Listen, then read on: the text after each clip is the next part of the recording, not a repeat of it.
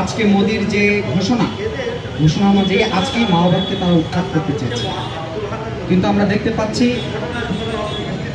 নানা জায়গা থেকে সিপিআই মাওবাদীর যে কেন্দ্রীয় কমিটি সেখান থেকে তারা বক্তব্য রাখছে যে গণযুদ্ধের পথকেই তারা আঁকড়ে ধরে রেখেছে এবং এটাকেই তারা সামনে বেগবান করবে।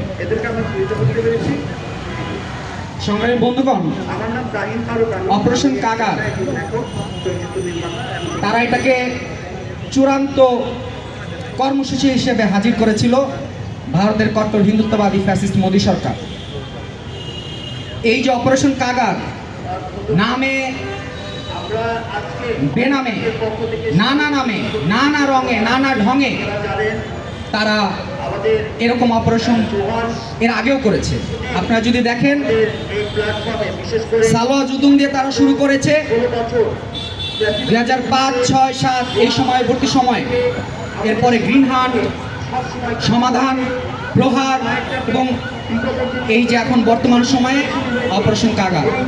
আমরা আজকে এখানে উপস্থিত হয়েছি শুধুমাত্র বাংলাদেশে নয়, বৈশ্বিক ব্যাপী মার্কিন যুক্তরাষ্ট্র, ইরান, ফিলিপাইন, ভারত, নেপাল, বিভিন্ন জায়গায় পুরো বিশ্বব্যাপী যেখানেই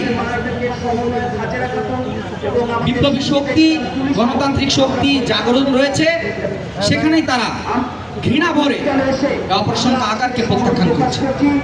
সংগ্রামী বন্ধুগণ, আপনারা যদি দেখেন অপারেশন কাগার কেবলমাত্র ভারতের অভ্যন্তরীণ বিষয়টা এমন নয়।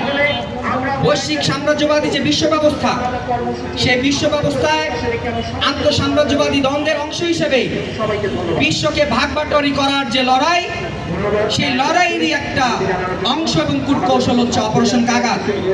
আপনারা দেখবেন মোদি কিছুদিন আগেও ইসরায়েল থেকে ঘুরে এসেছে এবং ইসরায়েলের কি ভূমিকা মধ্যপ্রাচ্যব্যাপী মার্কিন যুক্তরাষ্ট্রের সম্প্রসারণবাদী এক দালাল শক্তি হিসেবে সেখানে অবস্থান করছে।